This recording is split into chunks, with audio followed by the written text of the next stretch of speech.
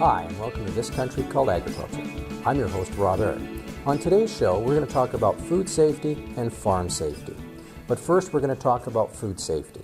Today, as my guest, I have Dr. Reynold Bergen from the Canadian Cattlemen's Association, and we're going to talk about a few different consumer trends. One is the A&W comment or campaign that came out recently talking about using no added growth hormones or steroids in their burgers. And we've got a clip that we're going to talk about first off here. So we're going to go to a clip. I talked to Joel Salatin from Polyface Farms the other day, and he gave a fairly good comment on this particular consumer trend that A&W is responding to. So let's go to that now, and we'll have some comments.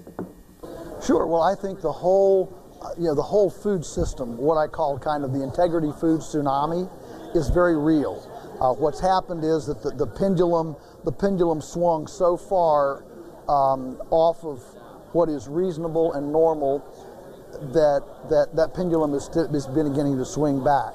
And so this is simply a trend that we're going to see with people not wanting antibiotics in their food, wanting humane animal husbandry practices, wanting more nutrient density rather than nutrient deficiency.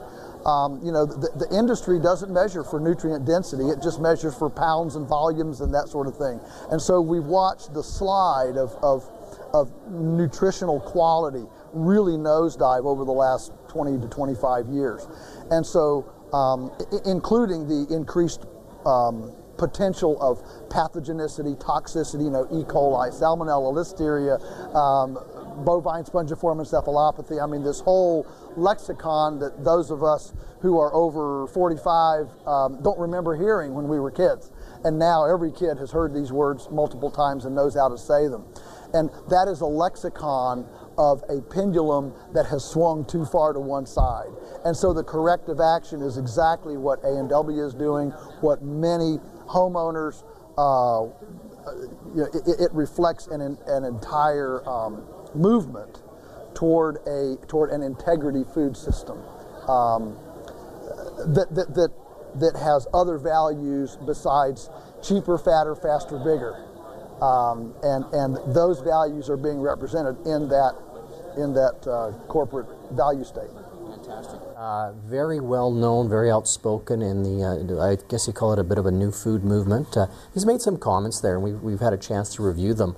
I'm going to give you a chance just to respond to some of those things, especially in terms of the trends that he's identified. He's done a very good job at identifying some of these trends with the consumer. So I'm going to let you respond to some of them. Okay, so I heard a number of comments there, a number of different subjects that he's approaching, but they're all under the guise of we need to move towards an integrity-based food system. And that would come as a bit of a surprise to the roughly 68,000 beef producers that the Canadian Cattlemen's Association represents, who pride themselves and have prided themselves for a long time in being of high integrity and producing high quality food. Now, fundamental to that is a lot of those concerns that he listed around antimicrobial resistance or antibiotic levels, residues in food. He talked about food safety, both in terms of pathogens as well as toxins, and he talked about animal welfare. So we can talk about each of those. Excellent. Let's get into the pathogen discussion for a moment. So one of the nutrient density actually was another one that he mentioned. But so in terms of pathogens, I think the perception that he seems to have, or the impression he seems to be under, is that food safety standards or the realities around food safety have actually declined over the years, when in fact, I think what's happening is that two things. One is that food safety standards are getting higher. Food is actually getting a lot safer, and at the same time, there's more consumer awareness around the importance of food safety. So I think there's a real opportunity here for the industry. Okay, and he talked about nutrient density.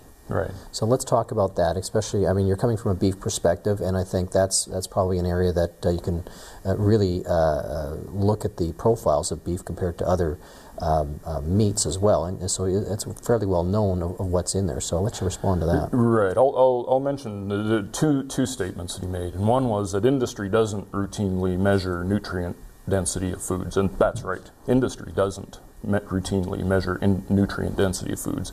Health Canada does.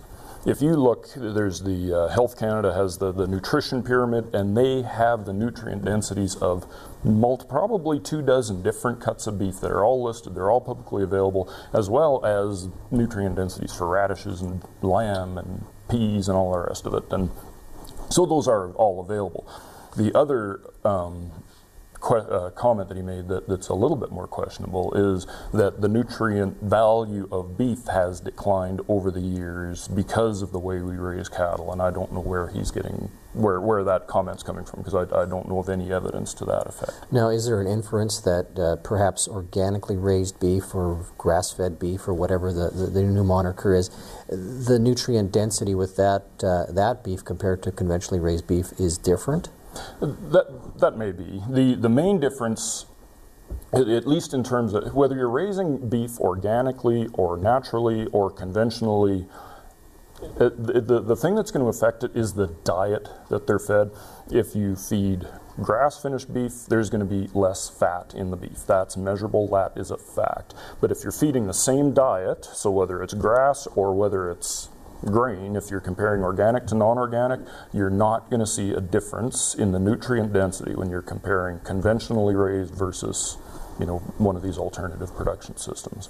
Okay. Any other comments you see that you want to make on the trends? Well, yeah, I think the point that I'd like to make is that whether you're choosing natural beef or organic beef or conventionally raised beef, you're getting a high quality, nutrient dense, excellent source of nutrients. Okay, let's go back to the pathogens for a second here.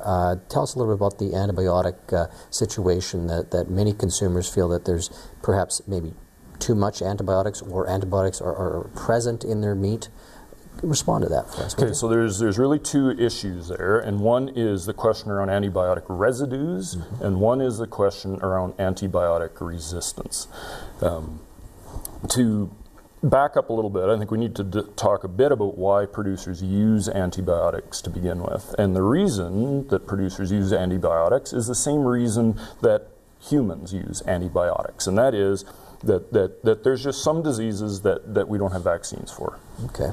And when we come back, we're going to talk about both the resistance and why producers are using. We'll continue with discussion when we come back from a commercial.